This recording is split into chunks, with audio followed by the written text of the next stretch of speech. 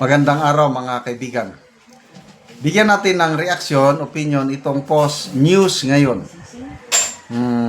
Rest back. I don't know, napikon na nga ba, nagalit na nga ba si Secretary Junvic Rimulya kay ex-Senator Trillanes. Ito, Rimulya kay Trillanes. Sabi mo may warrant. Eh di ikaw mag-aresto. Ito ang exact word ni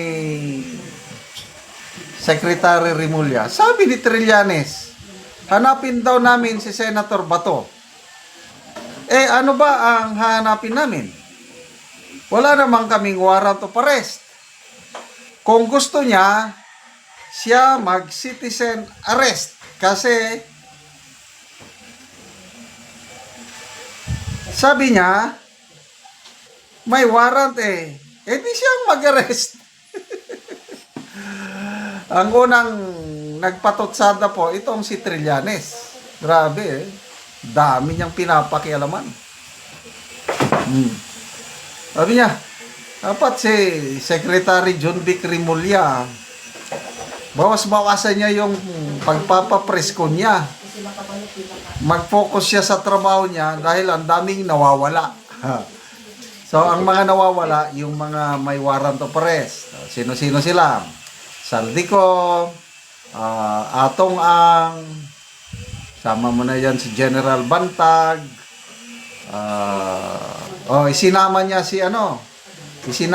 si Bato de la Rosa, itong si Trillanes. Kaya, kung ako si Secretary Junvic, magre-react, aalma din ako. Dahil, I don't know kung how true baka naman diskarte lang nila. Nasabi ng gobyerno, wala pang warrant of arrest.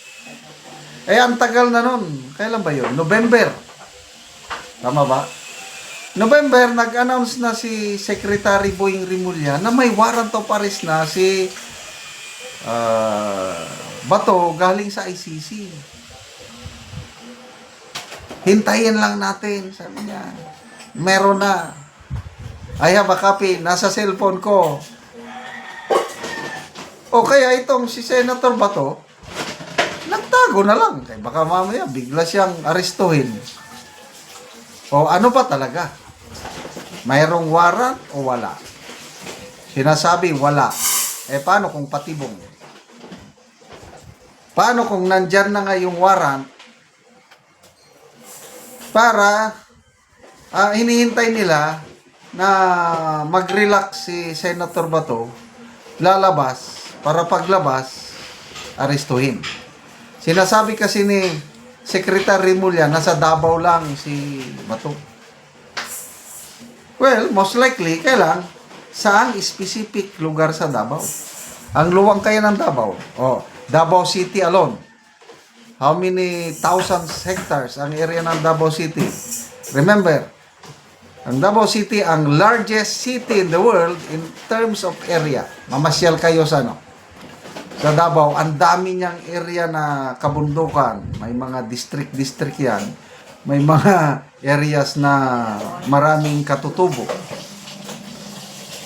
Kaya, posible, nasa Davao si Senator Bato, paano kung doon siya nagtabo sa mga kabundukan, sa mga katutubo? Marami rin tayong kababayang Muslims sa Davao. Ang mga Muslims, mga loyal Duterte supporters yan.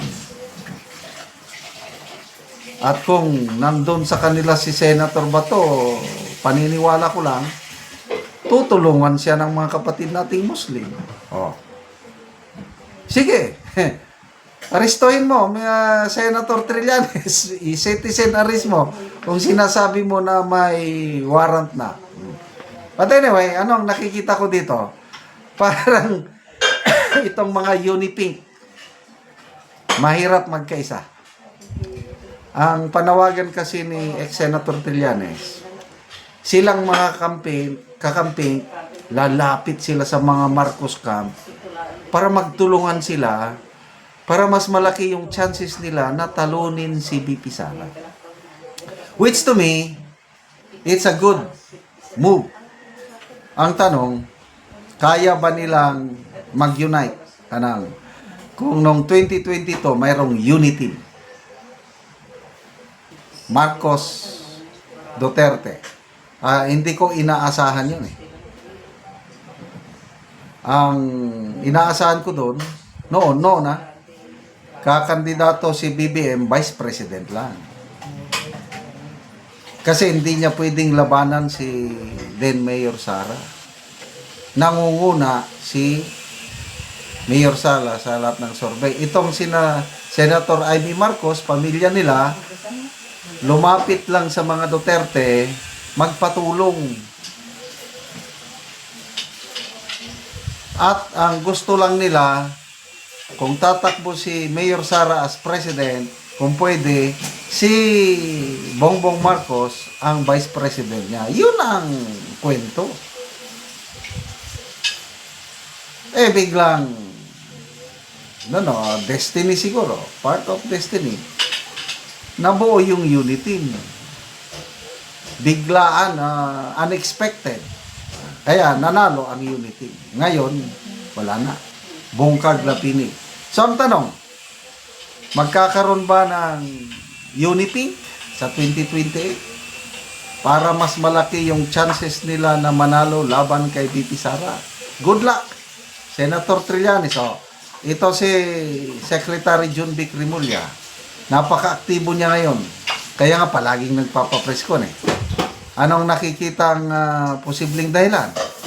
Gusto niyang tatakbong presidente sa 2028. Dahil si Martin Romualdez na unang nagplano, parang alanganin na. So, sino ang posibleng kandidato ng administrasyon? Alangan naman, sila ang nakupo, tapos wala. Gagawa ng paraan ang Marcos Jr. administration, mag-raise up ng kandidato nila para kung manalo, mayroong protection si PBBM after 2028. So, sino ang itutuboy nila? Si Risa Ontiveros, nako, alanganin yan. Kakampig. Dati nang magkaaway Marcos at mga Dilawan, kakampig eh. So, tingin ko, hindi magtitiwala ang mga Marcoses sa mga kakampig. Gusto nila, sariling tauhan nila, loyal na tauhan, ang kanilang pambato sa 2028. At ang nakikita ko, si Secretary John Vic Rimulya. So, good luck, Senator Trillanes, sa inyong strategy to unite Kakamping and Marcos loyalists sa 2028. Salamat mga kaibigan sa inyong pagsubaybay sa channel na ito. Nakakatulong kayo ng malaki sa tribong Talandig ng Bukidnon dahil ang sweldo natin sa channel na ito is pantulong po sa tribo. Namimigay tayo ng libreng yero at pako para makapagpatayo sila ng mas maayos na tirahan. Panoorin niyo ang video nito. Ano ni ang natagaan na mo yero si ate. Nataganing sin dagat nga dagan pa tayo ng mga inabangan. Karon mo na ni ang iyang balay. Sa tagaan sa gawas pa lang nga bahin mo na ni ang itsura sa iyang atop. Karon mo na ni ang itsura sa ilang atop sa natagaan na mo yero. So makita gid nato nga dagko na gid kayo buslot ang ilang atop. So kinahanglan na gyud sila og pero nga ilang ipuli ani. So makita gid nato nga lisod gyud kaayo ang ilang pagpuyo. O mao na pod ni ang ilang kahimtang sa ilang salog. Tungod sa sigig kaulanan ang ilang salog, so kuan na gyud kanang malata na. Ano ni ang ilang kahimtang, ilang abuhan, kusina nila, ulan na pod. So muna ni ang tubig nga nasalod sa ulan. Mga karaan na gid kayo nga yero. Karon ate, pila na ni katuig ang inyong balay, ang inyong atop nga yero nga inani na gyud ang hitsura dako na kaayo og mga buslot. 10 years na ni. So 10 years. Ngano man sa kadugayon wala gyud mo na kapalit og yero para lang nga makaatop mo. Tungod kay ang among kita igor amang gitkuan igor among kadadlaw nga panginahanglan sa among pagkaon. So taman ra gid mo sa pagkaon. So dili na wala gid mo Kuan wa day budget. wala gid may naka-budget para lang nga makaatop mo. So unsa day ang trabaho sa imong bana? Kuan the farmer Mag-uuma lang. mag-uuma. Oo, so lisod gyud. So Sura. mm, Dagang salamat sa Ginoo ug sa nagtabang ani nga sa sin karon makaayo na maayo na gid among abuan. so dili na. Gid mi matuluan. Oo. So salamat. Salamat. Mm.